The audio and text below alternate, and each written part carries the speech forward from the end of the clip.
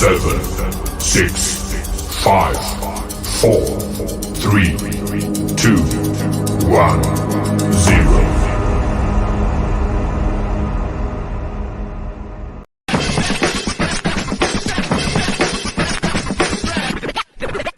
0. Good evening. Welcome to the Turn Giants. This is our latest stream yet. I hope you all didn't go to bed. It's definitely past my bedtime, but we're coming at you anyways because we got to get the content out. We got to pregame it because this is the last match of the calendar year for league play. I'm excited. We're battling for third. Dash, how you feeling tonight? 2K says he's first, so I'm just gonna say, hey 2K. He beat us. He beat me to the punch. I'm good, guys. We got some really fun stuff, man. Lazio, second place. Sergej Milinkovic-Savic, Rabiot wanting them 10 bands. We've got a good show. We got some transfer rumors as well, and some potential giveaways because we did officially this morning cross 800 subscribers. 808 a.m. Boo, boo, boo. Oh, yeah.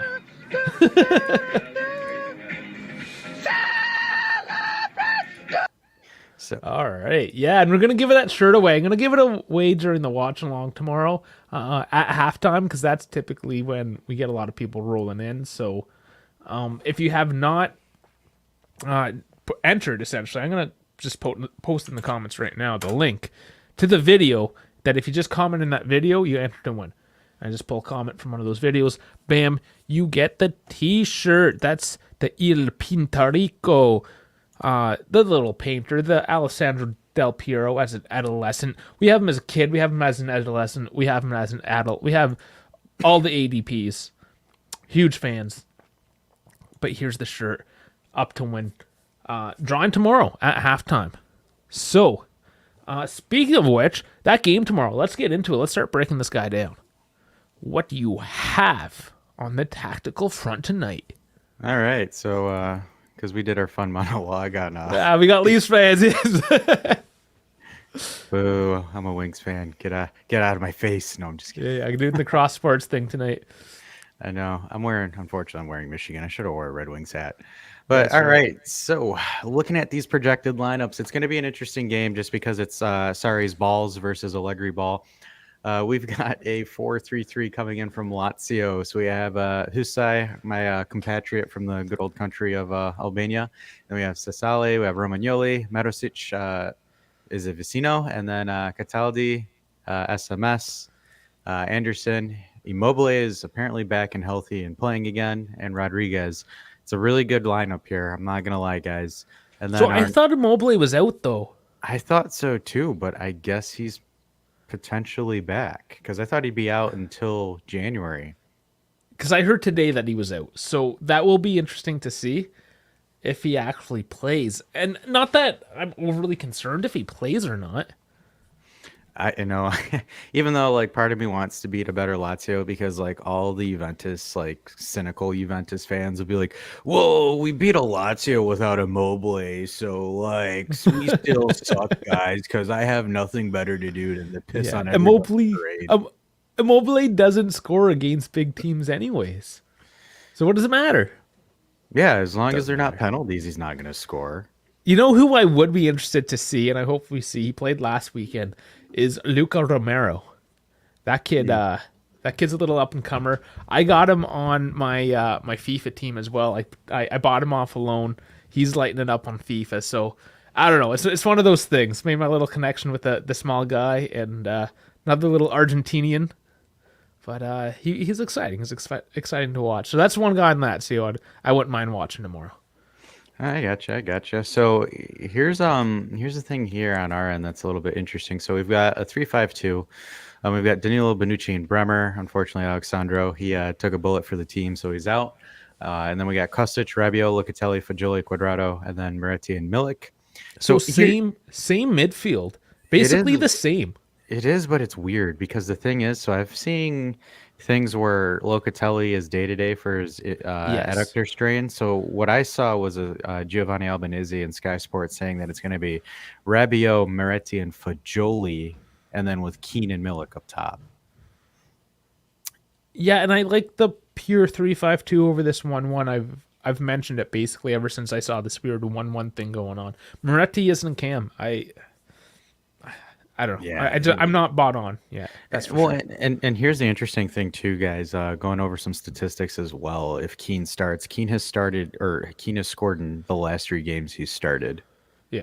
So there's definitely some good mojo going Keane's way. So I think Keane has definitely earned himself a start. Yeah, I don't see why not. Let's see if the good vibes keep on coming. Otherwise, like Milik, Moretti, they have both had not the greatest past couple games, so you got to play who's hot. Exactly, and I think Keane right now is doing very, very well to pick up the slack. Unfortunately, it's weird. Dusan apparently wasn't feeling good, so he decided not. I guess they're saying that he is out of the mix right now. Unfortunately, Yeah, he's saving for the World Cup. Di Yeah. Maria is gonna get like 20 minutes maybe. Yeah, and good news is Chiesa is available for this game, so some happy news there. But overall, ironically, the top scorers are the 2 guys that look like they might be missing the game, Immobile and Vlahovic, with both at 6 apiece. The only difference is Immobile's got more assists and 1 more game played. So kind of looking at the notable injured / missing players. So again, our Lord and patron saint, Lord Sandro, for getting us 2 points. And then Pogba is out until January. We obviously know that. De Chilio is doubtful with a thigh injury. Ake and Kayo Jorge, we don't know when they're coming back. And then Dusan, again, sitting out for the World Cup. And Zaccarini is out with a calf injury. Zaccagni. Is it Zaccagni? Yeah, Zaccarini's a different guy. I keep thinking of the wrong guy. All right, so kind of looking at some match insights as well. So Juventus is ranked 6th in goals scored per match at 1.5. And here's the most illustrating stat. Kept a clean sheet 9 times in the competition. Out of 14, baby. Oh, yes. And then Juventus has not lost to Lazio in 5 of their last meetings. 3 wins, 2 draws. So I would say fortune favors the bold on this one, huh? And then It's been a few years. I want to say like 2018 the last time we lost to them. If I'm not mistaken. No, it was actually ironically when Sarri was Juventus's coach. It was 17? nope, 19? it was November of 2019. We went to Lazio. It was roughly near the Christmas break, and they beat us 3-1. Going on to some Lazio insights. So Lazio is currently ranked 4th with goals scored per match, 1.9, thanks to Sarri's balls. And then they have kept as well as the. Have they kept 9 clean sheets? I never thought Lazio kept 9 clean sheets. No. That's a weird thing. Fatma do better. I'm looking this up right now. Yeah, and then SMS has created the most big chances for Lazio, 7. God, that guy is an absolute beast. Okay, let's see. Doesn't actually just. What's the stat? I'm just looking in Google. This is dumb. What's the stat website? Which one? Transfer Market? No, there's another one that's better for these stupid stats like that, like clean sheets and whatnot. One Football? That's one of them. Oh, it's bothering me now. Is it FOTMob? No, it's not FOTMob. That's what we use. I was gonna say, that's what oh my. I don't know. Whatever. I'll figure it out. I'll keep on going. I gotcha. So, and then looking at kind of the teams form wise, so Lazio again been they scraped a win against Monza. They had a 1-0 win against Roma. They lost 1-0 to Feyenoord, and then lost 3-1 to Salernitana at home, and then 2-1 against Midtjylland. Yeah, Midtjylland. Yeah, you're close. It's a hard one. It's a weird one. And then with us again, scraping by Hellas Verona, beating Inter, coming close to PSG, losing or winning against Lecce, and then the Benfica loss. So form wise, kind of roughly the same, if not really the same as far as production goes. So it is confirmed. Lazio and Juventus both have 9 clean sheets. Holy shit. We got some competition. Wow. But their goal differential, however, it's got to be a lot worse. Yeah. Is 18. It's 18 or 14. And we're 14. Yeah. They've scored a lot more and conceded more. That's why. And then it's funny. KF Squad says, "Hey, it's 2:10 in the UK." Well, we decided to stream now, so you didn't have to worry about you leaving for dinner. So we decided to. Yeah, I bet you he's still gonna have to leave the stream to go get some dinner. He's gonna get some breakfast by the time we're done. Yeah, he's always eating dinner. Yeah, unfortunately, I had to go out to dinner tonight. I wanted to do it much earlier. I've been up since 3, and as you can tell, I'm like I'm forcing my eyes open right now. But yeah, we'll get through this. I got to rest up for tomorrow. Tomorrow's gonna be very draining. Yeah, Dave was telling me he had to do like 2 lines of cocaine and snort some caffeine as well, guys. So like, just No, that was Nedved the morning of the Euro draw. yeah. Oh my gosh, I wish we took a picture of his face, man. The dude looked absolutely lit.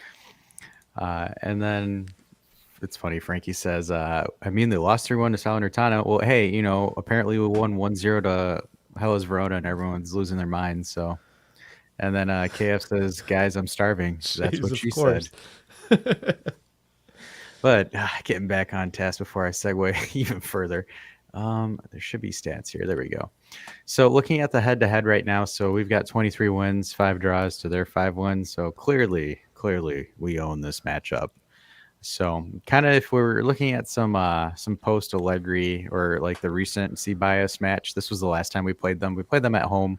So it's towards really round 37, towards the end of the season. It was a meaningless game. We already qualified for the top 4, so I don't think Allegri took this serious at all.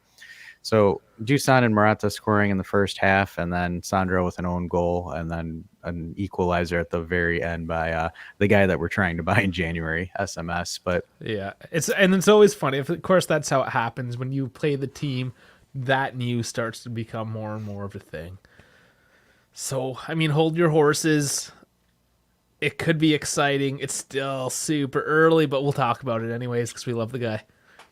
Yeah, absolutely. So even back then, stats-wise, again, Lazio is going to create a lot of chances. Sorry ball involves him pressing high. It's always going to be a high defensive line. I think the one thing is we're going to be able to really damage Lazio is because they do play a very high line that gives room for Kostic and Cuadrado to slip in behind the defense and cause some trouble for the right backs.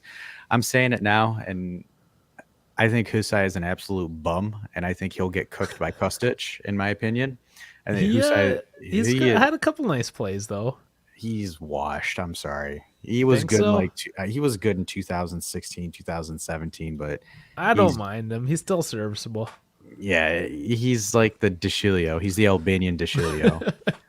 I thought he was Macedonian, but he's Albanian. You're saying? Nope, 100%. He's Balkan. If I say he's Balkan, I'm still right. Boom. All right, I'm wrong. But yeah, I think Kostic is going to definitely burn him on that left side for us and make some crosses in.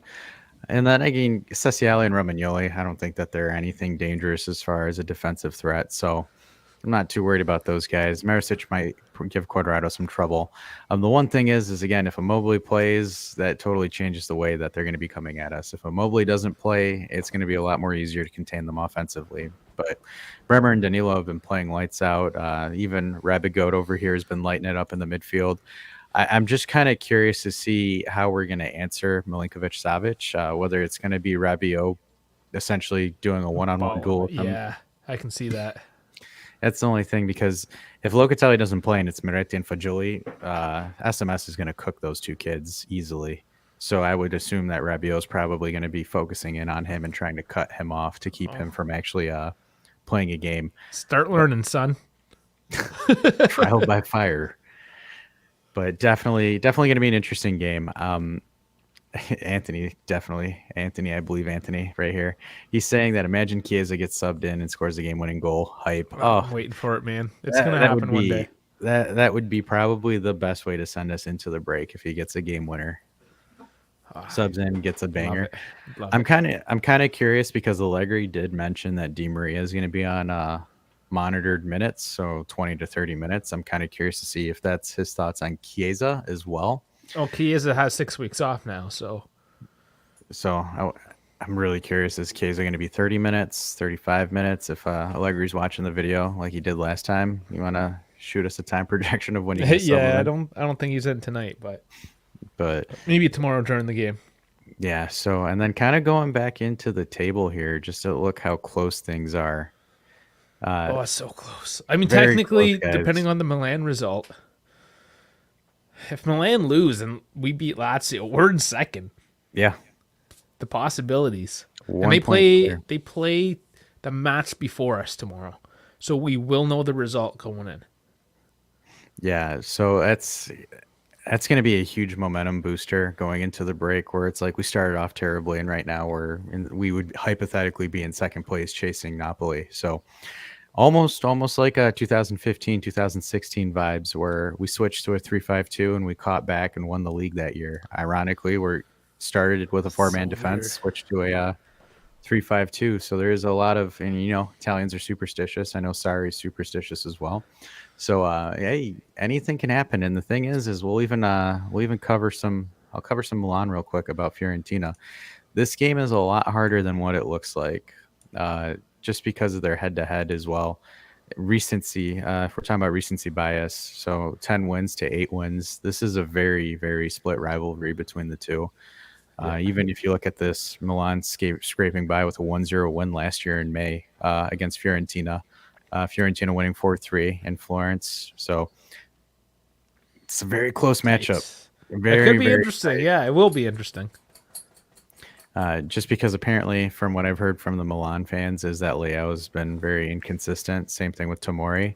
So, hey, someone, this is literally gonna be the opportunity for us to get it done, and it's also gonna be a nice star on Allegri's resume for beating another top four team because technically we beat Inter even though they're in fifth place, but they're considered to be a top four team. Yeah. I mean, entry, of course. Yeah. And then speaking of that, as well as Frankie mentioning that Inter and Atalanta are going to be playing against each other as well. So, Yeah, I'm gonna look at this again. So Inter and Atalanta. So that's the 5-6 going. So that could even put Roma back into the mixer as well. yeah. Udinese, of course, lost again to Napoli, who won again, so now 41 points already. But Udinese dropping again. Their last 5 results are 2 losses and 3 draws. So, just once again, I know I said it a couple times already, but it was too good to be true with Udinese, and there they are, 8th place and dropping. So I'll cover this briefly. So the Napoli Udinese game. So Napoli goes off to a very hot start at the beginning. They go 3-0 within 60 minutes.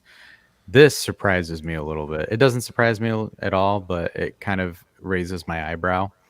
Because imagine if they did that if it was Inter or Milan or someone else on the other side of that. I'm pretty sure they would overturn it and tie this game. I watched that game in 30 there not too long ago, and man, Udinese's goals were nice. So that's going to be something to watch in the second half of the season because I know there's like this cliche that Spalletti drops points in December, but we're not playing in December. So it's going to be like January/February. I always say this, the title is won in February, depending on who's hot and who goes on a run. So it's going to be interesting. If we win and we're 10 points behind them, it's going to be a very, very interesting second half of the season.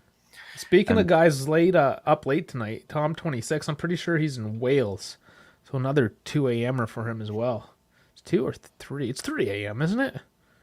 No, it would be 2. Yes, 2 Yeah, 2 in England, Britain, whatever, and 6 hours ahead. Yeah. So then to Italy. answer KF, because KF is heating some chicken up. Real question is, if are we going to see Locatelli? I want to say no, because they're don't saying think that so. there is an adductor issue with Locatelli. So from what I'm hearing, that I don't think he's going to play. They're going to be giving it to Moretti as well. And then Anthony also asks about would we watch his minutes even though that they have the break? I still think just because of the magnitude of his injury, I think they're just going to limit him because he had knee pain the post-Inter match. So he had some knee soreness, some tendonitis, and that's usually normal when you're recovering from a knee injury once you start playing again. I just think you're more likely to see Chiesa, or Chiesa may get more of the minutes, knowing that Chiesa's getting 6 weeks off, whereas Di Maria is trying to. He needs to be ready for the World Cup. I think it's pretty obvious at this point. And he's not the only guy. We're not the only team where we're hearing this. It's kind of the sentiment, especially this trash timing of the World Cup this year. we'll call a spade. Like, nobody likes the timing, especially these European players. It is what it is, but they're also really trying to manage their bodies and their minutes right now, because it is huge for them to play for the national team for the World Cup. It's huge as a player. Imagine that, right? So Yeah, if it's a matter of not playing 20 minutes, especially for what, sorry? Especially it's Di Maria's last World Cup as well. Oh yes, it's his last one. Argentina has a solid shake at it this year if they don't choke. I mean, Messi could be Messi's last one. Of course, probably. Is it fair to say it's Messi's last one, or is he going to be coming back at 40? I would doubt he comes back. So, yeah, we'll see. But everyone's in this boat right now. It's not just us. We kind of just have to deal with it for what it is. Because, I mean, is SMS? Is he going to come? Or anybody. I guess pick anybody that's playing for the national team right now. That's probably why Vlahovic isn't going to be playing if he's got a bit of a knock, right? So, I mean, whatever. It is what it is. I'm very curious for SMS because, again, he's got the World Cup with Serbia coming up, as well as potential transfer rumors of him coming to Juve as well. So yeah, that's going to be very interesting. And then Tom was asking us, big game tomorrow, can we do it? I'm very positive just because Allegri has a very, very good record against Maurizio Sarri. I think he's only lost one game and drew a couple against Sarri. So Allegri definitely has Sarri's number when it comes to coaching. It's 35 Fahrenheit where you're at? Is it? That's what your computer says.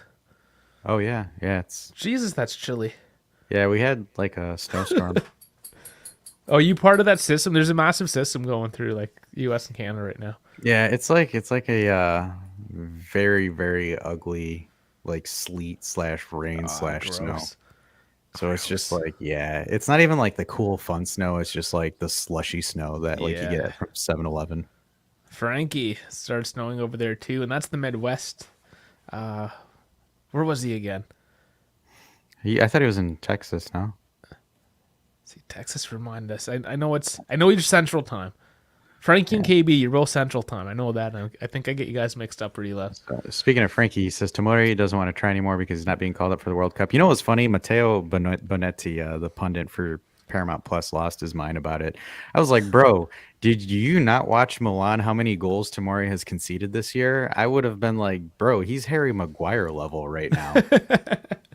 And Frankie Harry. says, Frankie's Wisconsin. That's right. Yes, I where they talk like Canadians. Yeah, they got Aaron Rodgers. God, I hate that guy. So I'm very confident with us how we're going to produce against these guys. I'm feeling good. I do too. For some reason, I'm not worried. I'm not sitting here like drinking the Juventus Kool-Aid and saying we're winning the Scudetto, no problemo. Like I don't think that. I think Allegri's going to have a conservative approach to the game, just because you have to, because of how Sarri plays. Because Sarri is, with a certain right of players, he can play a very good style against you. KF sings cheat days every day as he's smashing back Maryland cookies and Kit Kat chunky Kit Kat junkie. That's the one that you get at the novelty store, I think, shaped like a phallus. The Kit Kat junkie. Oh man, and get that for my wife for Valentine's Day, because the chunky is her favorite chocolate bar. So if I got her the junkie. Oh, baby. Anyways, it's the thing. I got to type that in now. I'm Googling that. I won't put it on the screen yet. No, nothing fun comes up in Google. Okay, well, that's no fun. Anyways, so there's no such thing. Yeah, so fun stat about Allegri and Sarri is Sarri's only beaten him once. And Frank, that's so crazy. He's saying here, imagine we had an all or nothing for this season. I was thinking that today. I know. Like that would be so good. That is wild. Yeah, I was just sitting there making a coffee and like just waiting for it to brew. I'm like, what would an all or nothing be like today? Just such a random thought, but there you go. We're on the same wavelength. But I mean, we've alluded to this, the SMS thing. So we might as well just talk about it here. He is, and seemingly, solidly linked with Juve for a January transfer again. And whether this is feasible, whether it's going to cost us 120 million euros or not, we're not really quite sure. What we have been told is that they brought the proposition to the table. Essentially, agents are talking, scouts are talking. They're putting the feelers out, serious feelers. I'm going to presume as well, because I mean, there's always feelers out. That's what you always hear about, like say, Momodashvili, for instance. Now that I know how to say his name, like you hear his name tossed around here and there, but you don't get the report that the feelers are actually out there, and you know the scouts are talking, agents are talking. You don't actually always hear that, but this is the case with SMS currently, as has been reported. So, is it time to like start getting hyped up? Is it too early? Is it still too early to get hyped up over SMS? So I don't know, because the thing is like, and I don't mean this from a cynical sense. It's like we can have the agreement with the player all we want, but the problem is it's the owner. The only way that like the owner is like going to be all about this is if we offer him the moon, and that's the only way that he'll immediately do it, unless SMS holds his balls to the fire and says, "Hey man, you're about to lose me on a free." Then I think Lotito would swallow his pride and do it. But the thing we're talking is 6 months left on his contract, right? Is it 6 months or is it a year and a half? Or is it a year and a half? I think it's a year and a half that's left on his contract.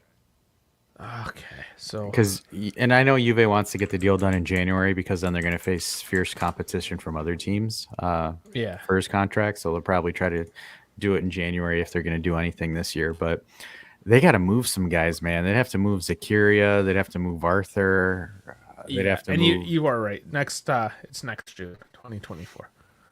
Even though, like, for example, if we had SMS, that would just probably vault our midfield to an elite level with Pogba, Miretti, Fagioli, SMS, even Rabiot, hypothetically. That would just be an insane midfield. But the problem is financially, how do we do it?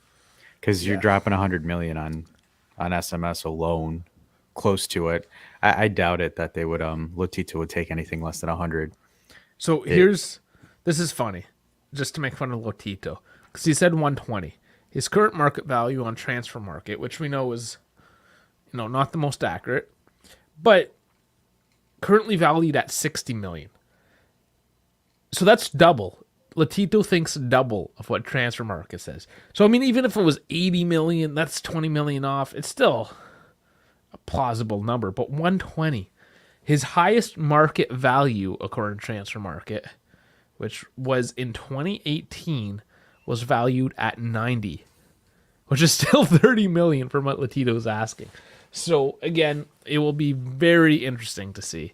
Has actually dropped off a little bit as he's aged. So and as his contract is shortening, he's still a double-digit goal and assist player, though. Yeah, no, for sure. But the point being is, how much would it actually cost? Full and operation? How much would we actually pay? I would say between 85 to about 115 million. I think that's too much. That's transfer fees. That's the agent fees, the contract, and all that other crap. It's insane. I mean, and we also have another issue in house with Rabiot demanding 10 million net a season for playing 6 decent games. Someone's just got to take the microphone away from that dude. Nobody's going to give him that kind of money. Even Real Madrid will look at him and chuckle. No, that's much too much. And yes, I know KF just threw it out there. That is on our list to talk about. 10 million a season, like, come on, man. How do you? I don't know, man. That to me, it's just like, bro, you had 3 shit years, and then you have like 5 good games, and then now you're like, hey, I want 10 million. I want to raise. Oh man, it's insane. He's got to shake his head a little bit. But you know what it probably is? It's probably not so much him. It's probably Mama Rabiot. Yeah, I think that's fair as well, because it's like, think about it, like how much of it is actually him and how much of it is his mom. But because he's at that age where he needs to get that big contract, that last big contract, because he's what, 26, 27? So he's 27, trying, yeah. yeah. So he's trying to sign that big 5-year deal. Yeah, get him to his 30s, and then, yeah, see, maybe he'll play for Strasbourg or not when he's 35. Yeah, I think the only team that could give him that wage is PSG. But would they really at this point, you know? But we'll see how that progresses. We played hardball. I mean, Dybala. We didn't pay Dybala 10 mil. That's what I'm saying. Like Vlahovic is technically our highest paid player right now at 6.5 mil. Which, for a club like us, that's such a far cry from where we were just a couple years ago, right? So, I mean, good business so far in terms of wage bills.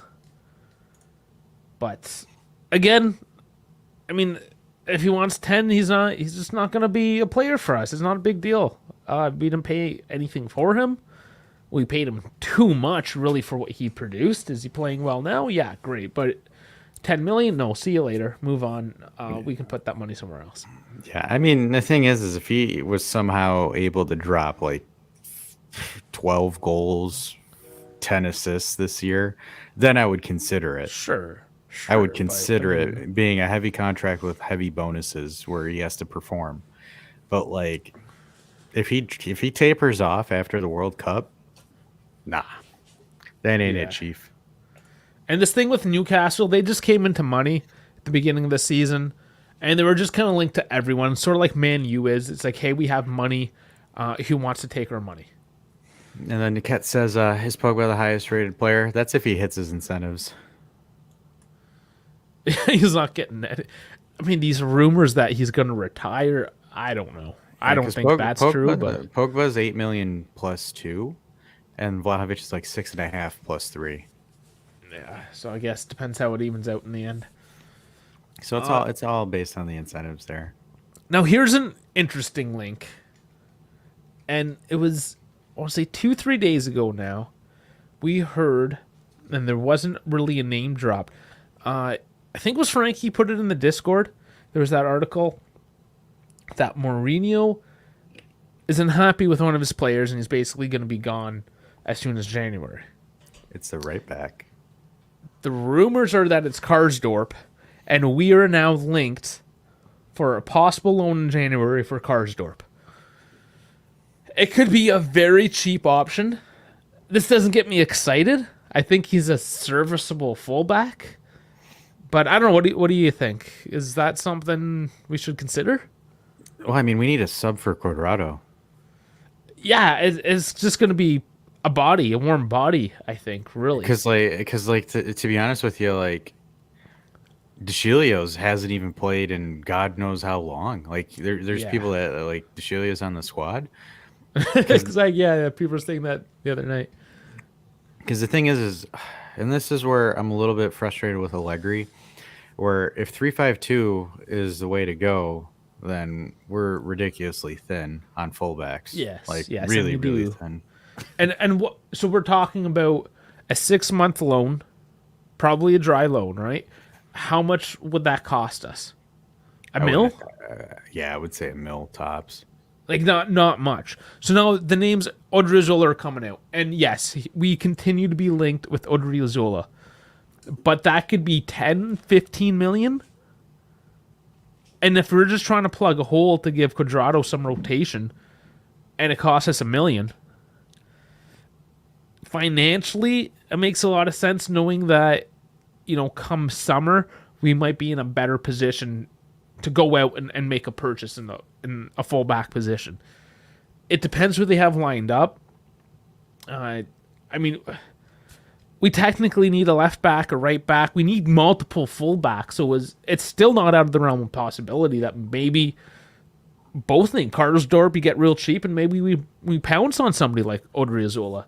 And another name that comes up is Dalot. So there's Dalot, and also there's another player. I mean, I don't know how credible that this is, but this is RMC Sport. So Juventus is monitoring Flamingos. I said Flamingo. That's funny. But here, I'll do you one better, guys. I'll show you. So we are currently monitoring Flamengo's Methozinho. The Brazilian right back can provide rotation for Cuadrado and is presumed to have a decent amount of room to grow still. Masse and Lille are both monitoring the player. Lille. Totally said Yes, Lille. wait. Lille. So like, I just caught myself mid-sentence. I was like, shit. So apparently they're monitoring him. He's actually cheaper than probably everything besides Kasdorf. So like he's in a Brazilian club. I honestly doubt that they'll last for anything more than 10 million, and his wages will probably be ridiculously cheap. So Yeah. picking him up, not too bad. Apparently there's a highlight reel here as well. He's a right back, right wing back, so he's kind of like a Kostic in a sense. But he crosses, known for crossing the ball. Also can dribble very well too. So Nice. just kind of showing you the clips here. And Bone's saying, can we bring Pellegrini back? I mean, in the summer, sure. I think he's coming back. Yeah, he's not coming back in January. I can't see that. We also have Cambiasso as well. Again, it's just we'll have to really see how things pan out.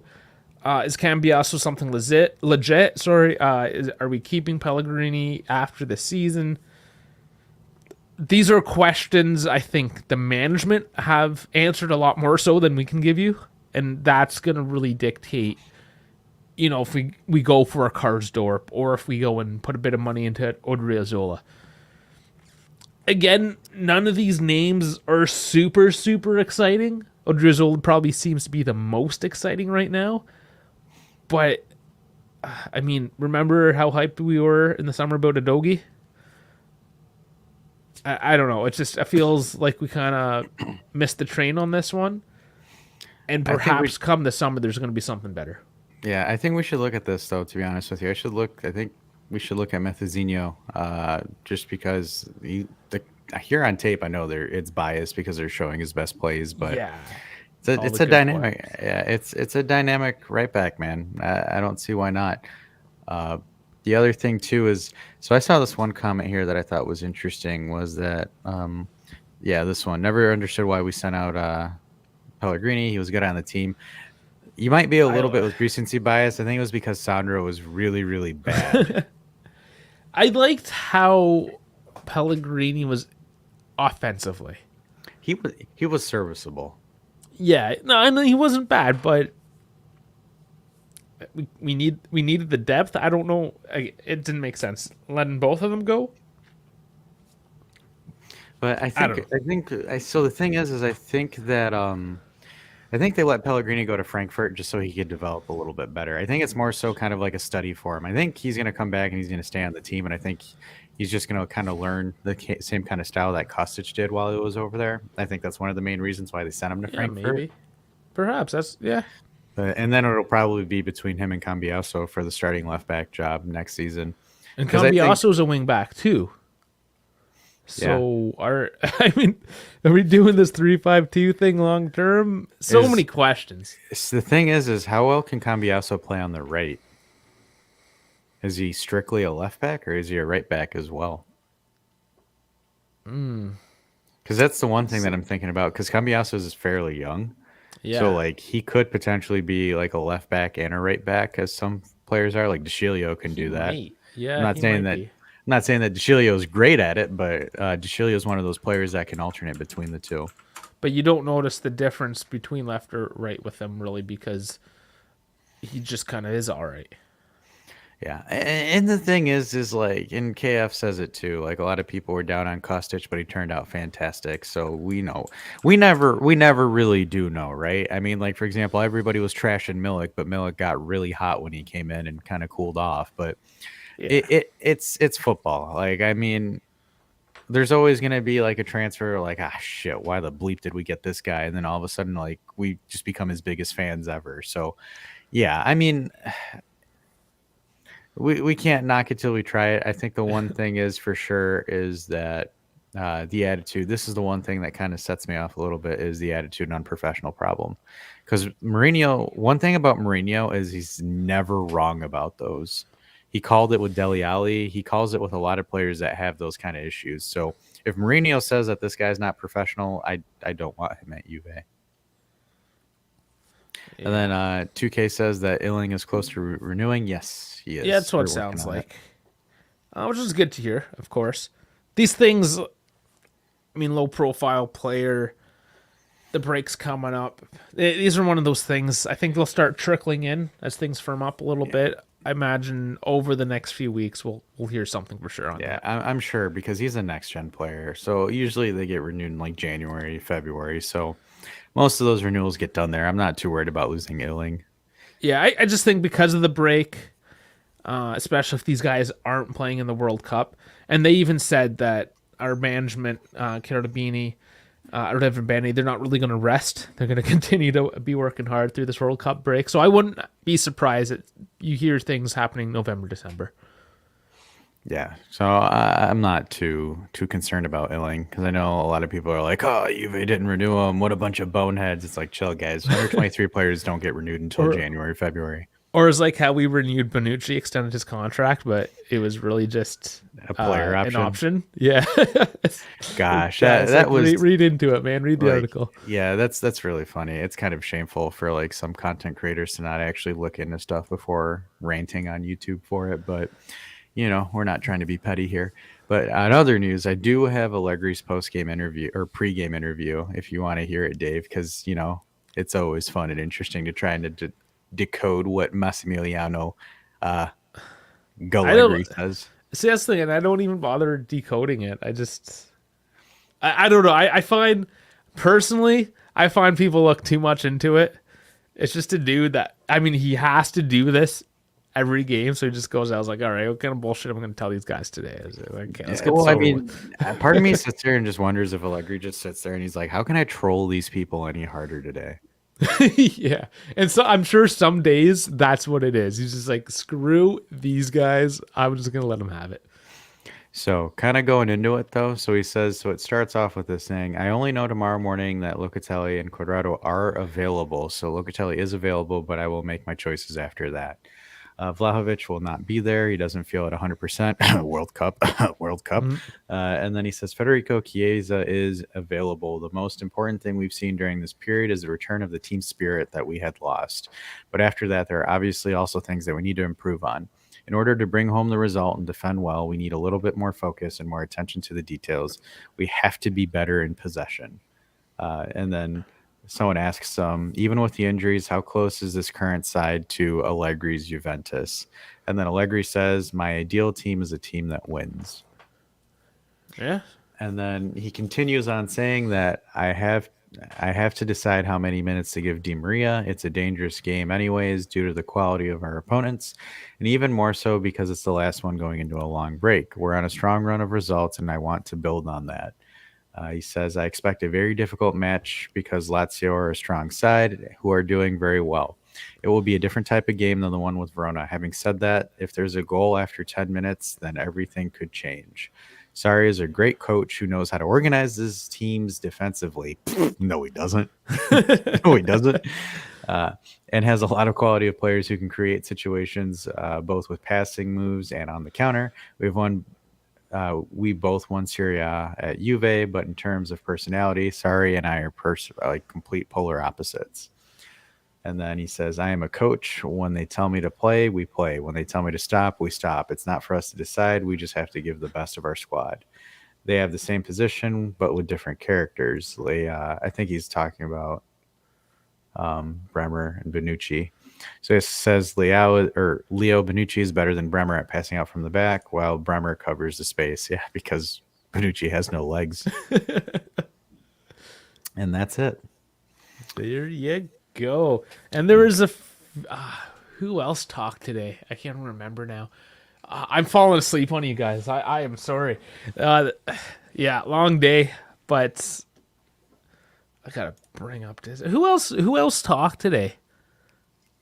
Let me pull up our Discord. I know that's what I'm trying to do here. I don't even have it. Fucking embarrassing. So there's a Letterkenny. We mentioned Letterkenny. And I try not to drop too many F-bombs and go completely off the rail, but I did in my rant. Oh, I said freaking. I try to stick to the freaking.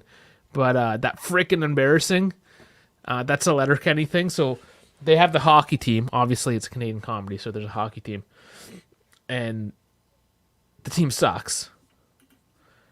And he basically rages into the dressing room, yells at them, says, freaking embarrassing, kicks the trash can across the locker room and storms out. So it's a bit of a skit, an ongoing joke. Obviously, I mean, I can't tell it that funny. But that reference was made a couple nights ago, so we'll get on some Letterkenny references, I think, and some sound bites. And if you haven't watched it, I mean, just see what the worst of Canadian comedy has to offer. Find a way to watch it and love it or hate it. I mean, just come back. And you guys went on for 20 minutes about anime the other night, so screw you guys. Watch some Letterkenny. And Frankie, thank you. Yes, it was Bentancur. He was one of them, saying how he did grow. Juve was a great place for him. He did enjoy it, but he needed something fresh and needed to move on. That was more or less the gist of it. He had some nice things to say overall.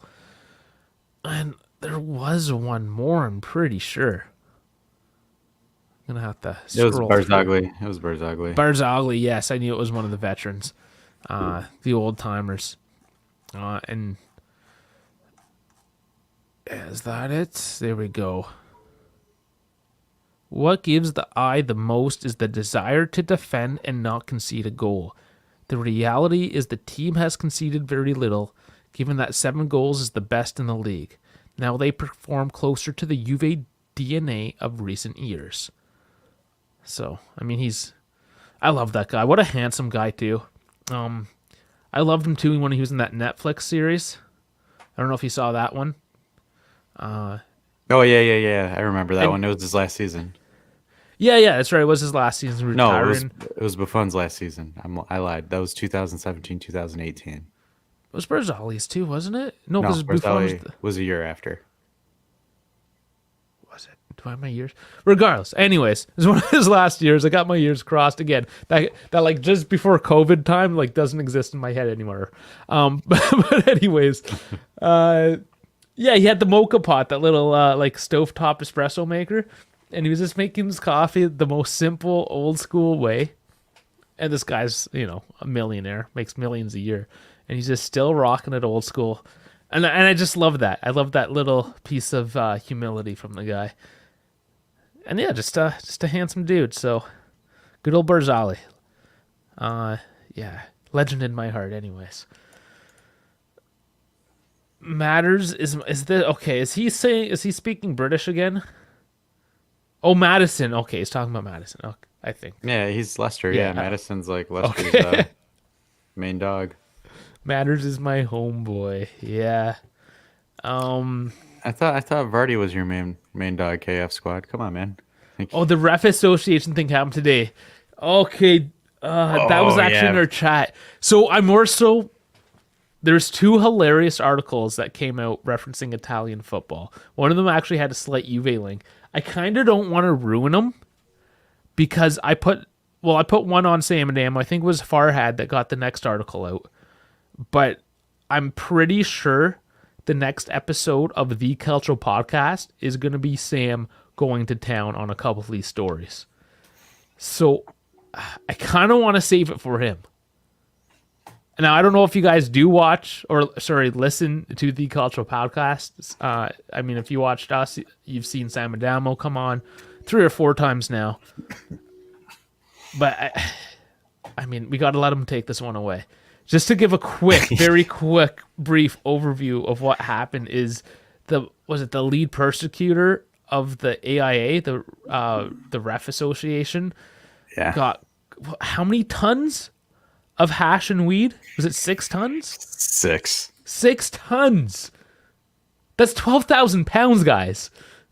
that's shipping containers worth of weed and hash. My guy was blown as hell. Oh, man.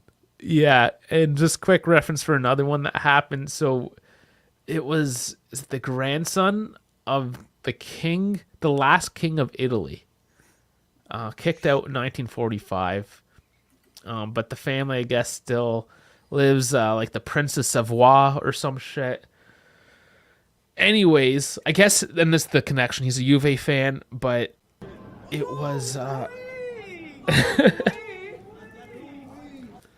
which team is it now? It's in the Neapolitan area. It's the Serie D team.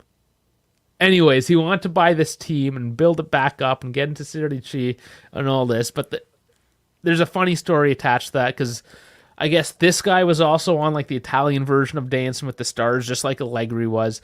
There's this whole background to this guy. He's a character.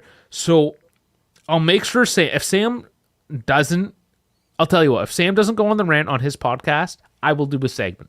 I will go on these two guys. I'll get into the story, especially with the World Cup break coming up. We'll need some material. So how about that? Yeah, we'll get into some of the drama. We'll have some fun when there's no Juventus to watch. Of course, we're going to be following the Juve players, but let's not focus on that. We got Lazio tomorrow, guys. World Cup can suck it right now. I don't care. Right now, we got to beat Lazio. We gotta get at least that third place. Maybe that second. How juicy would second be tomorrow? How juicy? Hey yo, Ronaldo says yes, very juicy. Like a nice medium rare steak, nice and charred on the outside, but bloody on the inside. Yeah, ooh, baby juicy like that. And I kind of wanted to talk about this is because like the thing is I'm a little bit indifferent about this topic because and I get everyone's perspective where it's like we've had Allegri 2.0 for 15 months now, and there isn't really an identity or a style or anything like that. I disagree and I agree at the same time where it's like offensively we're kind of meh. It's not like we're anything crazy offensively, but we got to acknowledge the fact that defensively we're playing a lot better. Well, we're sixth offensively and first defensively, so it's not bad at all. I mean, that's technically an Allegri-esque team where you're solid at the back. That's what she said. And you're, swift and quick in the front. That's what she said. So it is kind of like an Allegri imprint on the team. And then, there is, again, the injuries and the injury crisis and the fitness levels and all the other excuses and blah, blah, blah. But the fact that, like, we're at the potential spot at coming in second right now, with a much more difficult league, I think we're not giving Allegri some credit that he's due. Oh, he definitely deserves some of this credit. Because it's like by the end of the season, everyone's gonna probably have him like illustrated out to be an Allegri sympathizer, even though like again I don't really care too much about the guy, but what he did in about 5 weeks? Yeah, 5 weeks because we've won 5 in a row. Is actually pretty good. It's not too bad. Not too bad. I mean, again, we're in fourth now, and we're just supposed to be like looking at fourth place and hoping, and maybe we can get there someday. But we're there. Yeah, because right now we control our destiny for top 4. Absolutely, we really do. You know what? We can actually rant on today. We thought this was pretty funny as well. I think it threw you off today, and this is starting to go off topic as we slowly outro out of the show as we do. The blue check mark on Twitter. Yes. Oh my God, we had a fun conversation in the group chat about that. So I don't know if you guys know. I don't know if you guys have seen. I know not everyone here is on Twitter, but just to give some background, if you're not a Twitter guy, I honestly wasn't until like 2-3 months ago when we started this channel. I didn't have Twitter. I had no idea what any of it was. I didn't use a single bit of it. Now I'm on it multiple times a day, like the lemming that I am, just following the Twitter feed. But anyways, a blue check mark, if you had that beside your name, you were a verified user. So you could be like, I'm LeBron James, type my name in. No, like Twitter would actually verify that was you, for instance.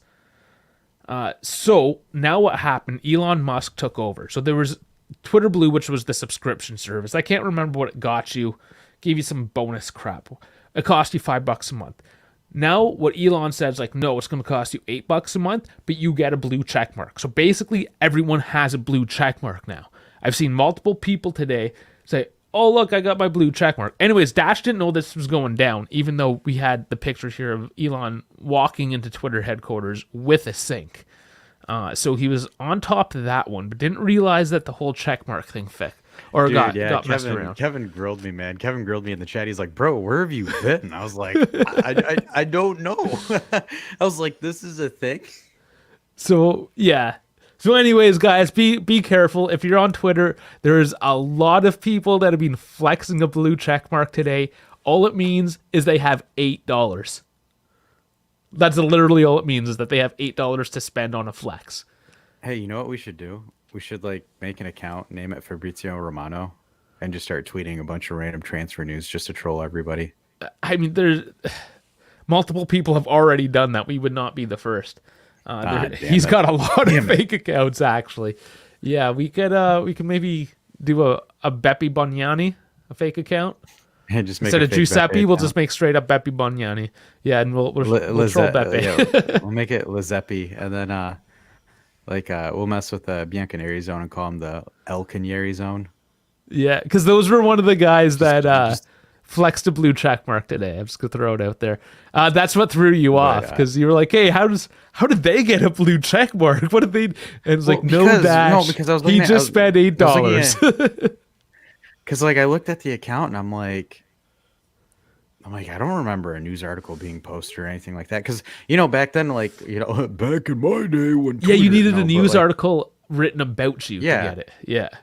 Yeah, you would need, like, even with Instagram, you need like a full on published article that I could Google and find. Yeah, and then you would get a blue check mark. Now or it's need $8 a month. Farhad illustrated that. He was like, a month. I was like, really? Just $8 for that? And he's like, no. It's a month. And I was like, oh. Yeah, it's a subscription. Because Twitter Blue gives. Okay, let's just type it in. What does Twitter Blue offer? Premium subscription service that elevates quality conversations on Twitter. Twitter Blue is the opt-in paid multi-subscription that adds a blue checkmark to your account and offers early access to select new features like edit tweet. You can edit your tweets. You can edit your tweet, guys. $8 a month to edit your tweets. So when you put out that fake news and you get caught in the lie, you can edit it and be like, no, man, no. See, look, I was right. I was right all along. Good. Yeah, too bad now that professional athletes can't slide into Instagram model DMs anymore, because now every guy has a blue check mark. So unfortunately, you can't do that anymore. Sorry, pop culture. But there is a gray check mark. The gray check mark is now the verified user. Elon just found a way to get more money off people. Yeah. Did you see? Oh yeah, I heard about that. I didn't, but I know there's Nintendo is very tight with their platform. But yeah, fill me in on this one. So what happened was somebody did the Twitter Blue thing, as you were saying, and then made a Nintendo, named it Nintendo, like the actual Nintendo account, and then posted a picture with Mario flipping people off. Okay, nice. Because that's the issue too, because a bunch of people are making fake Elon Musk accounts and just tweeting some of the most random crap ever. It's insane. This is all insane. He bought this platform for $44 billion. Apparently, just sold $4 billion of Tesla stock. The guy, I don't know. It's cool because he builds rockets and things, and has 12 kids. At least that we know of. He's the South American Canadian American. He's a raging sex machine. I wonder how that would be, because he's so robotic. But then Grimes definitely does all the work. Hey man, I was gonna say you don't need to talk, bro. He just slaps her across the face with a Benjamin, and I mean the money, not his actual Benjamin. He's been through so many divorces. I actually read his biography, which is a few years old now. Interesting dude, but he is going off the deep end. Elon Musk equals Nick Cannon. Yeah, another guy that used to have it all. Yeah, it's just imagine being Elon. He walks in, he's like, so, I just wanted to tell you today, would you be interested in some fornication? Because I could definitely give you that. And maybe a Tesla goodie bag. And then sign me up. Yeah, well, he'll give him his little goodie bag, that's for sure. It doesn't work when you stumble over your words. Yeah, you know what's funny was somebody made a fake Elon Musk account, and he was like, "We'll give top dollar for feet pics." Feet pics. Gotta love the feet pics. If I show my feet, will I get more subscribers?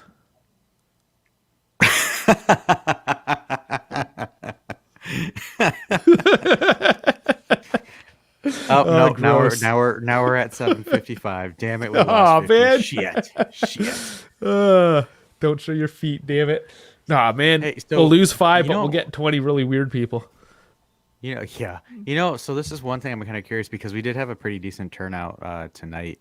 So like a late night show like this, you viewers, do you guys like this kind of stuff? Because I mean, I got KF like literally microwaving some KFC so he could listen to us.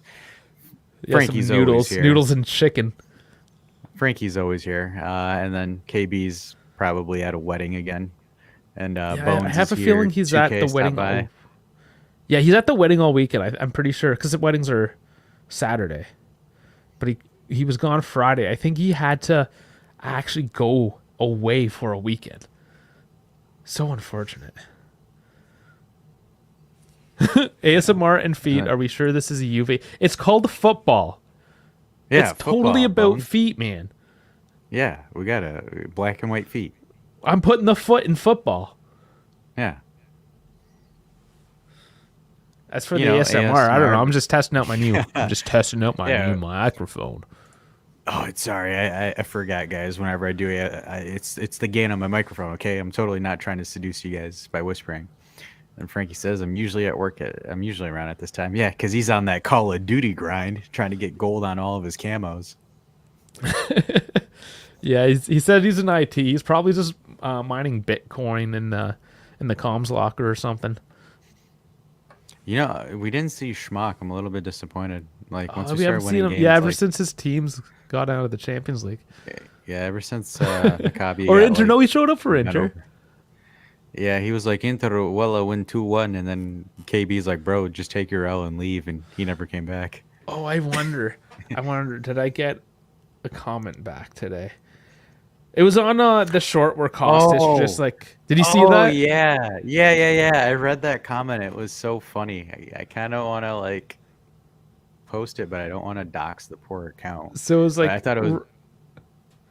Yeah, it was okay. So Rabiot scores against Inter. Kostic owns Barella. Juve 2, or Juventus versus Inter. That was the title. And he just came back. Don't talk too much. It is in the first match and more to come. And I was just like, the whole point of a podcast is to talk too much, isn't it? Which kind of is. Kind of is. And then he's like, no, it's to talk about what you know. Yeah, it's to talk what you know. I was And like, I wanted to respond by saying, well, I know that Kostic absolutely butt munched Barella right there. anyways, I said we allow anyone to come on to give their point of view. So if you feel like you can educate us, please feel free to join us on one of our lives. This is typically when you get radio silence. So just so you know, if anybody's talking smack out there, they have a free invitation to come and send it straight to our face, whether it's to us or to Juve or to you guys. Let's go. Yeah, I want to do him this come face to back. face. Frankie wants to smoke. Who wants that smoke? You're too young to smoke. Yeah, you know Was what he even smoke means, referencing? right? Beef. No, what are we Like, talking about? You know, when there's smoke, there's fire. Like whenever it's a youngster, that. it's a Gen When Z there's smoke. term. So like, you know, when you want to like come at somebody, be like, bro, I'm all about that smoke. Let's go. Okay, I guess that makes sense when I. No, okay. So I don't know this. You know, you have to fill me on some of this terminology once in a I while. gotcha. It's Hey, just- I know youngin speak. So You have we're a good. younger brother too, though. I do. The 18. See, I'm the youngest, so I I got nobody to learn off of. See, the thing is, it's kind of funny where it's like my little brother's getting to that age where him and his friend group are going to start dating. So I can just absolutely trash talk him and his friends in front of their girlfriends. I can't wait. I'm like So you're waiting for basically that like day. the father. Yeah, almost. So you're just dad joking in front of them. That's sounds about right. Absolutely. I mean, look at me. I'm wearing a flannel and a college Michigan football hat. all you need now is the sweaters that says my son goes to Michigan University. Yeah, I could say I'm a Michigan grad and my son went to Michigan, just so I can sound like those Walmart Wolverines. Dave the Boomer. Dave the See, Boomer. and this is one of the things I don't. And this sounds very boomery to say this. I know, I get it. But boomer references the baby boomers, which are the peoples that had the people that fought World War II. They're like 80 and 90 right now. But they say like everyone's a boomer. If everyone's over the age of 25, you're automatically a boomer. That makes no sense. No, I'm a millennial, man.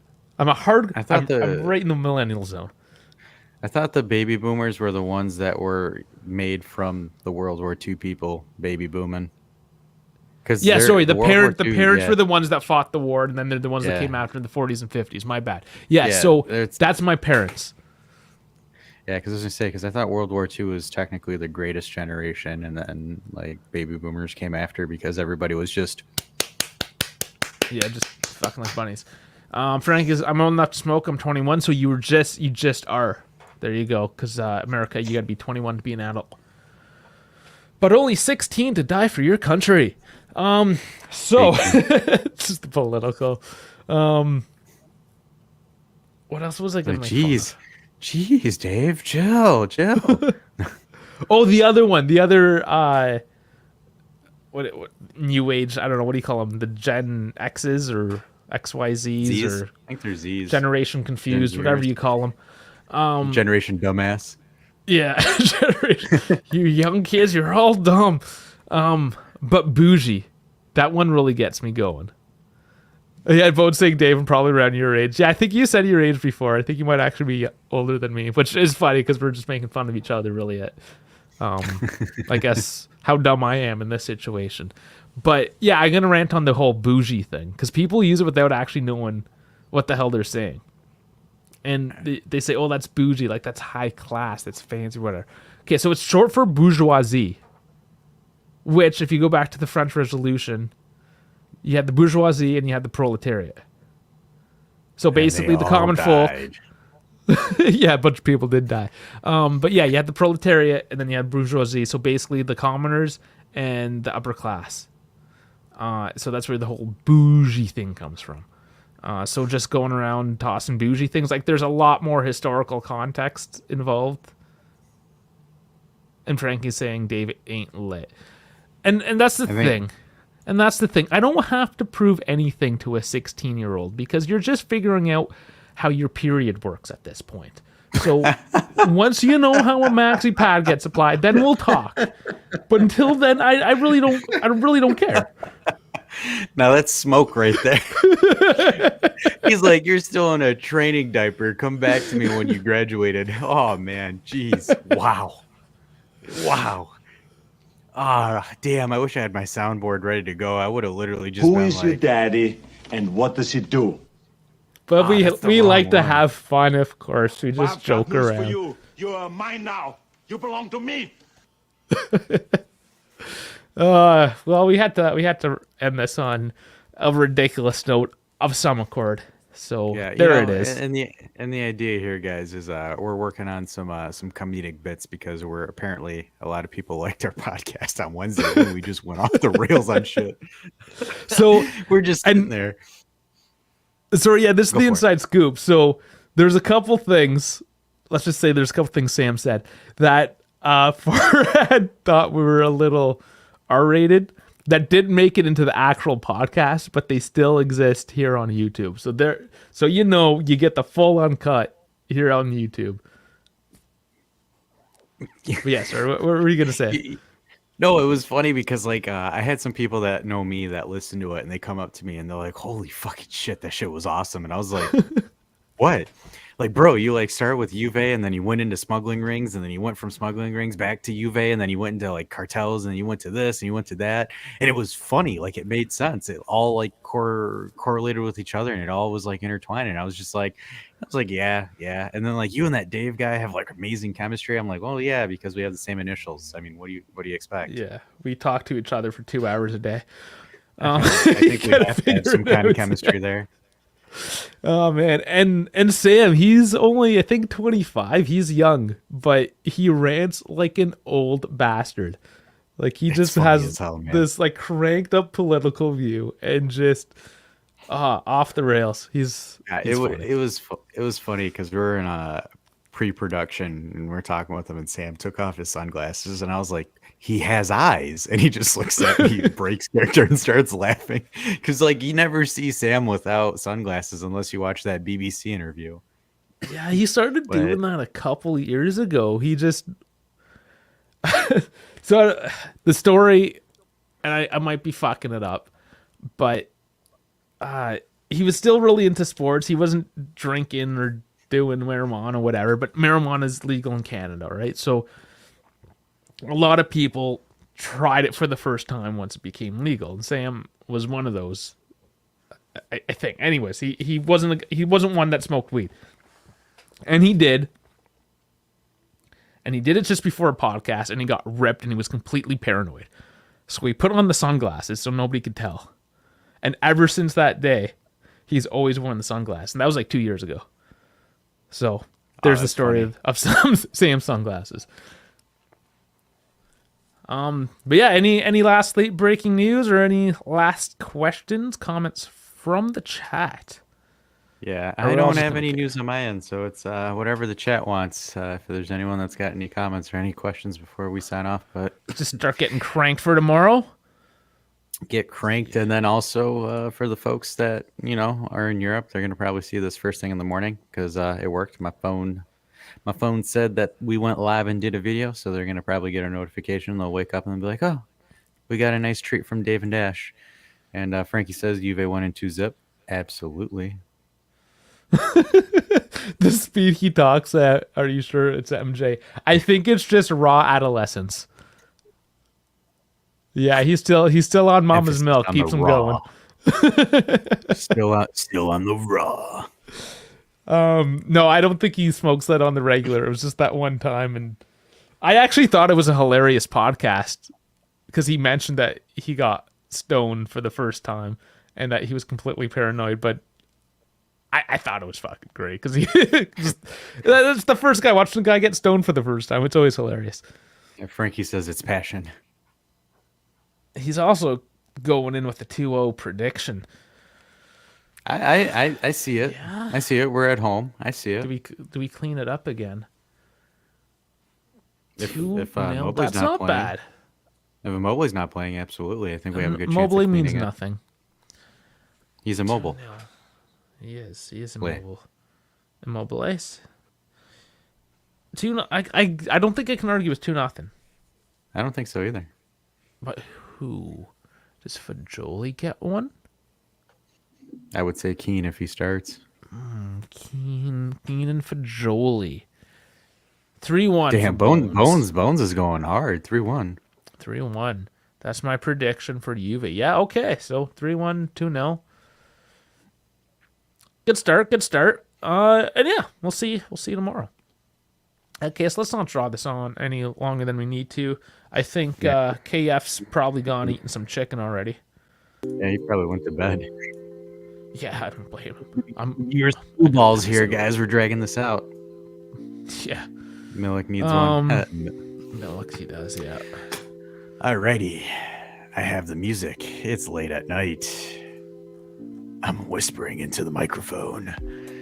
Hey guys, I'm Batman. Thanks for watching this pregame show of Juventus Lazio at the Turin Giants YouTube channel. Make sure you like, subscribe, join the Discord, and above all else, may Keane and the Milik Man score tomorrow. Because that's my prediction for tomorrow. It's going to be a 2-0 win for us as well. I'm going with Frankie on this one. Thanks for watching the video. Do your old housekeeping duties. Share it, blah, blah, blah. Because congratulations to everyone, and thanks to you guys. We're officially part of the 800 subscribers club. 200 away from 1,000. But on that note, guys, I'm Dash. I'm signing off. Oh, take it away, Dave. Ooh, baby. Can't wait. Last game, Serie A tomorrow before the World Cup break. Are you guys ready? Let's do it. I'm going to go to bed. I'm tired. I'm running on a bit of adrenaline, mostly just stubbornness, but I will be back. Oh, Kevin. We forgot Kevin's going to be reporting live. Oh, Kevin's at the stadium. tomorrow Shit. from the stands. Be there. We'll try to get there about a half hour before the game starts to get Kevin streaming in. You'll see it when we go live. It's a little choppy game day. We make it happen when it happens. When that little bell icon that you're going to click right now dings off on your phone, you'll know exactly when we go live. So see us tomorrow. Can't wait to see you. Love you all and have a good night.